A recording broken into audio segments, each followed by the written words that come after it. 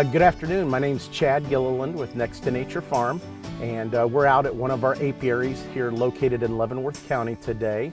We sell our products at farmers markets currently and different vendor events throughout northeast Kansas, and we're just excited to bring it all together, bring it to our farm, and make that a destination location for families to come out and have a super interactive opportunity to get up and close and personal with honeybees. With our products, we use everything from the hive.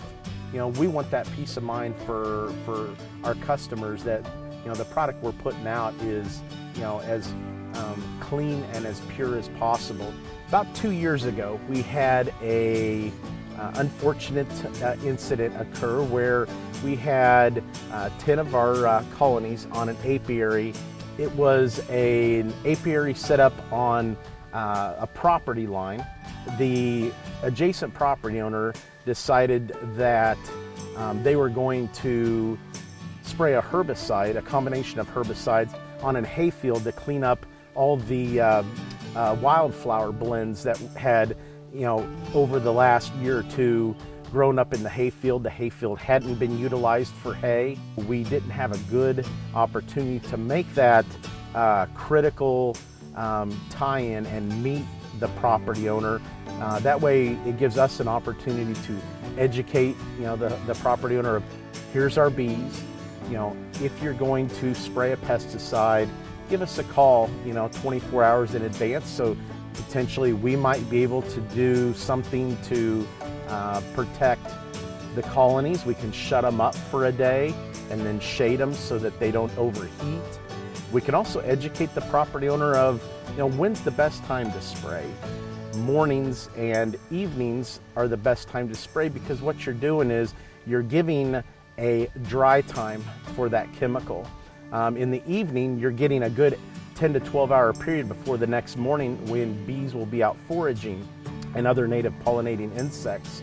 And when you can give that time for the chemical to dry to the touch, then the negativity or the chances of potentially damaging or causing, you know, a health concern for a honeybee or another native pollinator is greatly reduced. You know, every applicator should understand that the label is the law, and when you have a product that says do not spray over 15-mile-an-hour wind speeds, there's a reason for that, because that product may carry further than other products.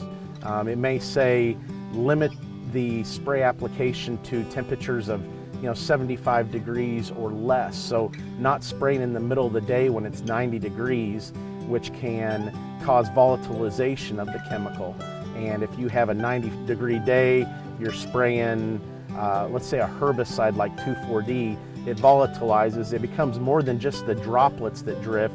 It becomes a vapor, and the vapor carries so much further and can do so much more damage for honeybees, native pollinators, specialty crops, and off-point, you know, plants and foliage that surround the field that's being sprayed.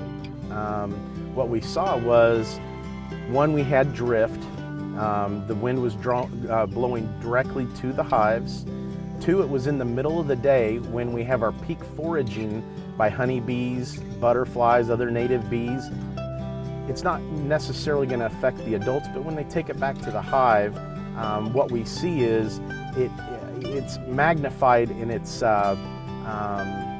power to the larva, the pupa of the bees.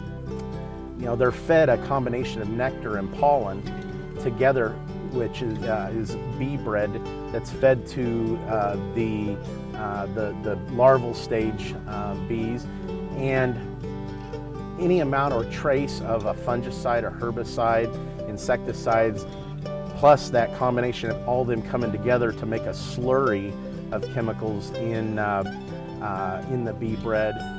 And with the concept that, you know, every, you know, 21 days we're cycling over in the beehive new baby bees, and if we've lost, you know, 21 days worth of, you know, bees, and the average lifespan of an adult bee is 6 weeks, that is going to directly impact the colony.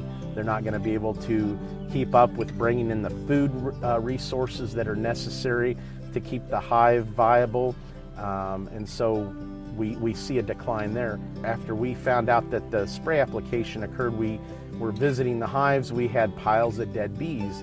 The dead bees had their proboscis sticking directly out. That's a sign of direct poisoning.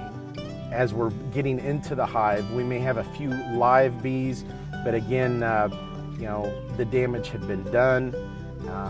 We lost those 10 colonies. So for us, those 10 colonies equated to about an $8,000 loss.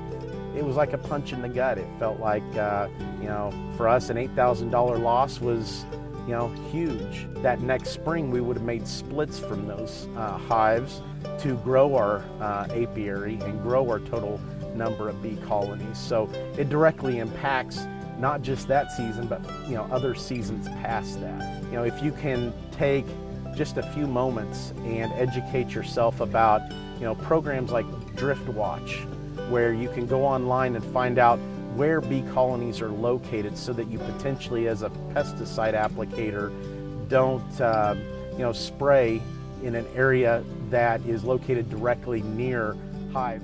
If you have to spray, locate that beekeeper and take the initiative to ensure that those beehives can be protected, because without native pollinators and honeybees, our world and agriculture in general throughout the world would be impacted greatly.